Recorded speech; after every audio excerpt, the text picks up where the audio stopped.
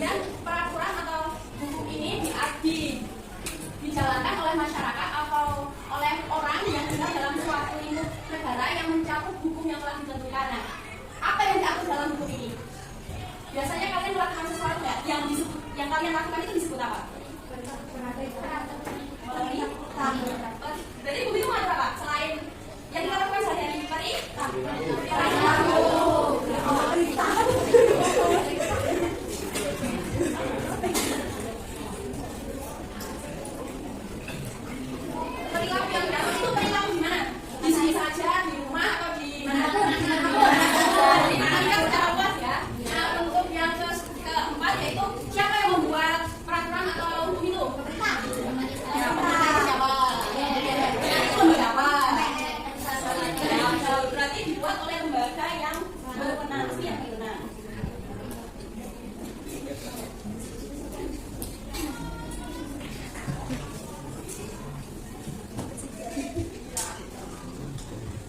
dari pengertian menurut tiga ahli ini dan kesimpulan tadi ada yang ingin ditanyakan?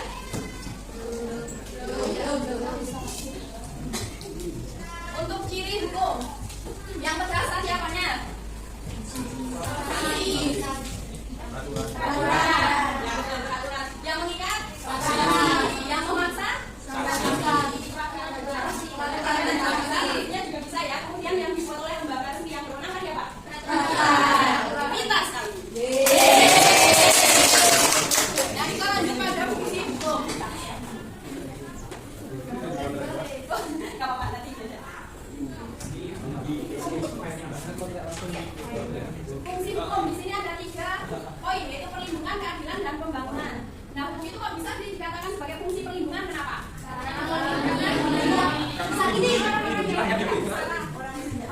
Ya berarti yang dilindungi orang-orang yang tidak bersalah. Yang bersalah bisa dilindungi. Berarti yang dilindungi kebaikan. Berarti itu dilindungi ya. Di sini adalah kita ya, semua warga negara. Dan di sini maksudnya dari fungsi perlindungan ini agar kita semua warga negara di sini agar terhindar dari ancaman dari luar baik dari dalam. Udah belajar yang ancaman hambatan belum?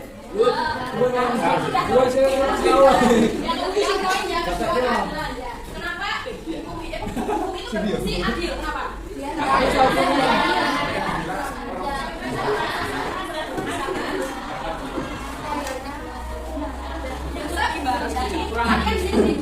kalau perlindungan kan menciptakan keamanan. Nah, kalau keamanan ini nanti mengarah pada keadilan sosial dan fungsi hukum sebagai pembangunan. Dan hukum ini sebagai apa? Kalau ada pembangunan ada hukum. Sebagai pedoman pembangunan nasional. Oke. Sekarang kita masuk ke klasifikasi hukum. Hukum berdasarkan bentuknya, isinya, dan nilai berlakunya dan waktu berlakunya. Berdasarkan bentuknya apa?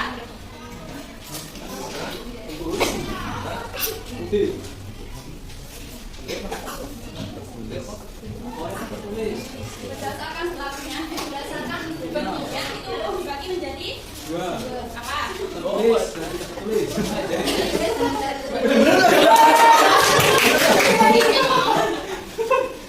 Pintar sekali ya. Kemudian yang tertulis itu pengertiannya apa? Yang tercatat di undang-undang dasar. Yang tercatat di undang-undang dasar. Ya bisa. Kemudian yang tidak tertulis. Yang tidak tercatat. Bisa yang diucapkan oleh Anda. Jadi ini tertulis dibagi menjadi 2. Yang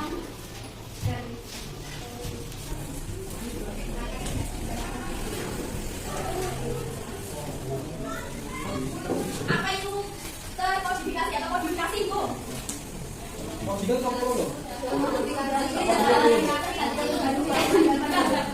Terkodifikasi ini maksudnya jadi satu atau dispesifikan diseragamkan. Contohnya apa? Hukum yang dispesifikan atau diseragamkan jadi satu. Contohnya?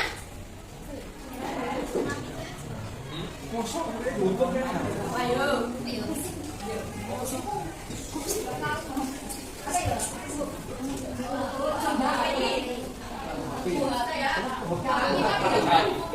Kitab Undang-Undang Hukum Perdata dan Hukum Perkawinan. Nah itu termasuk dikelompokkan jadi satu. Jadi mengaturnya itu sudah spesifik, nggak semua diatur gitu. Nah yang tidak terkodifikasi berarti yang semuanya itu diatur apa?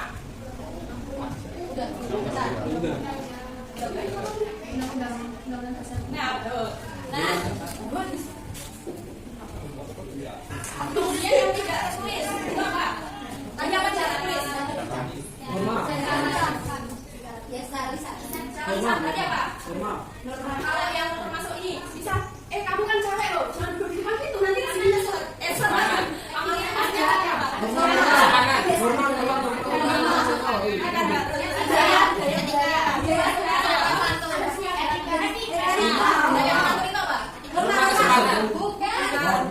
Yang diterapkan di wilayah kalian kok.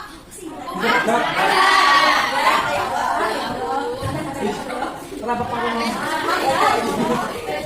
ini apa kali?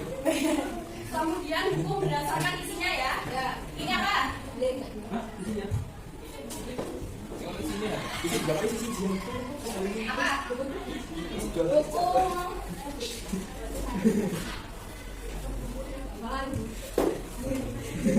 Belum nih kok. Apa pengertian hukum publik sama privat?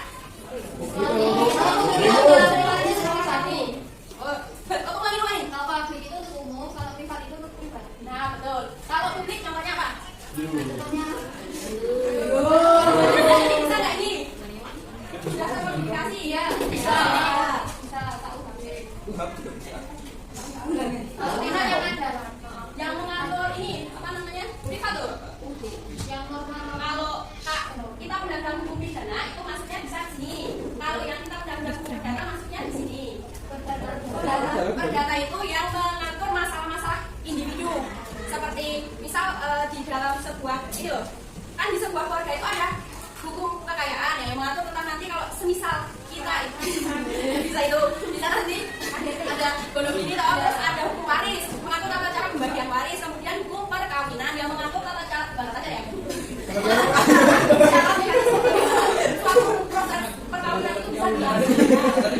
Nah untuk hukum ini bisa masuk seperti hukum acara itu bisa masuk ke bagaimana sih kita di pengadilan itu tata cara mau dari 0 sampai ke nanti banding kasasi atau apa. Nah setelah itu nanti juga ada hukum tata negara. Nah itu apa hukum tata negara? Berarti di situ kan ada kayak struktur pemerintah, kemudian ada wewenang dan lain-lainnya itu diatur di dalam situ. Nah untuk tadi hukum berdasarkan bentuknya dan isinya juga apa? Kemudian hukum berdasarkan wilayah apa? Sebelum nasional. Bisa disebut dengan nama hukum? Lokal. Kemudian hukum nasional. Apa? Nah, betul. Contohnya? Bukan hukum lokal ya, bisa hukum adat. Contoh hukum adat. Itu yang itu beda. Contohnya kalau kita hari itu loh, hukum adat ini yang dimaksud hukum lokal adat. Yang dimaksudkan di sini seperti kayak di DIY itu loh, daerah istimewa Jakarta, kemudian Aceh sama Papua itu kan termasuk daerah otus. Nah itu masuk ke sini. Otus itu adalah daerah yang memiliki otonomi daerah khusus dari pemerintah pusat. Kemudian untuk hukum nasional apa? Hukum nasional adalah hukum yang berlaku untuk satu negara, contohnya peraturan pemerintah. Nah ya betul itu contohnya adalah undang-undang untuk Indonesia. Kemudian untuk hukum internasional ini apa? Yang diikuti oleh seluruh atau beberapa negara ya. Contohnya adalah di sini maksudnya ke konvensi hukum internasional yang mengatur tentang laut. Yang deklarasi Juanda nah itu. Nah untuk waktu berlakunya apa? Aku.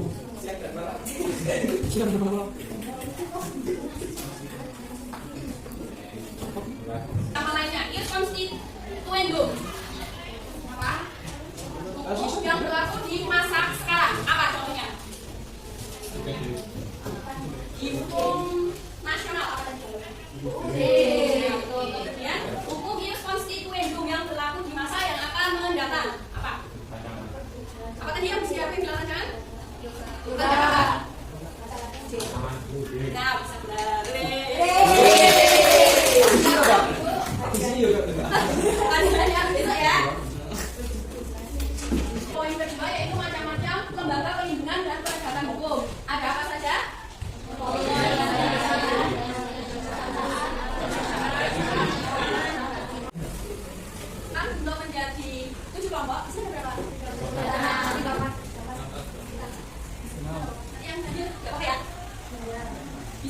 di halaman 41.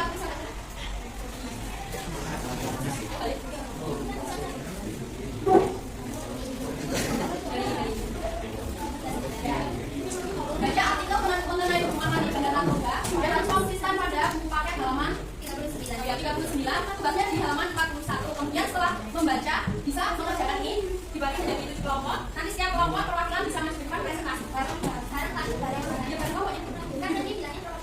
Iya tadi aku bilangnya perwakilan. Oh, yang baca boleh satu, boleh semuanya. Maksudnya yang anggota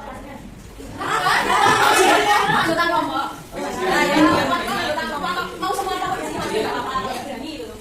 Wes, bisa diceritakan? Makan PPKI.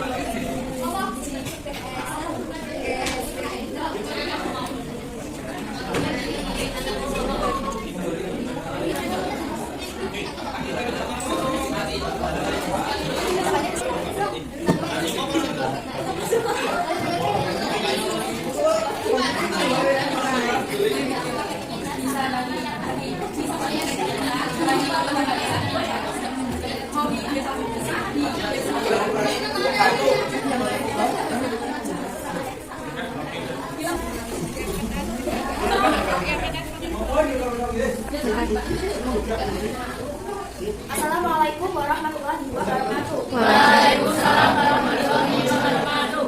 Di sini kami akan mempresentasikan hasil diskusi dari kelompok kami yang akan menjelaskan tentang tugas yang diberikan oleh Bu Bella. Oke, sebelumnya kami perkenalkan dulu anggota dari kelompok kami. Di sebelah kanan ada Mbak Tiffany Permatasari nomor absen 30. dan saya sendiri dari Kurnia Rangga ini nomor absen 8. Saya Nanda Dika Rizka Valentina nomor absen 23. Yang dimaksud ada peredaran narkoba. Itu seluruhnya jumlah pengedar narkoba dan pemakaian sehingga masyarakat Indonesia dapat berkeselamatan dari bahaya penggunaan narkoba. Apakah dengan adanya eksekusi mati bagi peredaran narkoba merupakan jumlah peredaran dan penggunaan narkoba saat ini? Jawabannya ya, karena efek jerah yang menunjukkan akibat yang bisa membalansi jumlah narkoba yang ada. Angka 3. Kesesuaian hukuman mati dengan HAM tidaklah sesuai karena melanggar HAM itu. Tetapi karena banyaknya penyalahgunaan narkoba, hukuman mati tidak dipermasalahkan selesaikan sekarang. Oke, yang keempat, alternatif lain selain hukuman mati yang mungkin bisa dilakukan yaitu hukuman tahanan seumur hidup atau bisa dengan rehabilitasi supaya berhenti mengedar dan tidak kecanduan narkoba.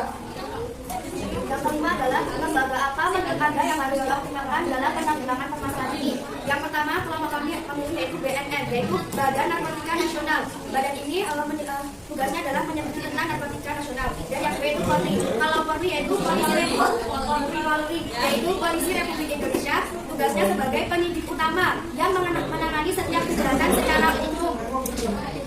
Ada yang mau ditanyakan? Adakah yang ditanyakan atau kurang jelas dari jawaban kelompok kami? Bintang 5.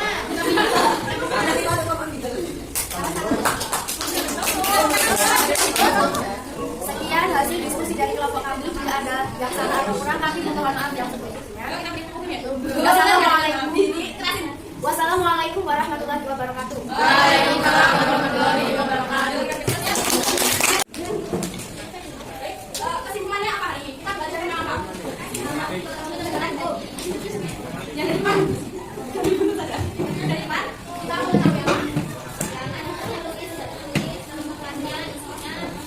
Yang lainnya apa? Kita belajar apa saja? Kemudian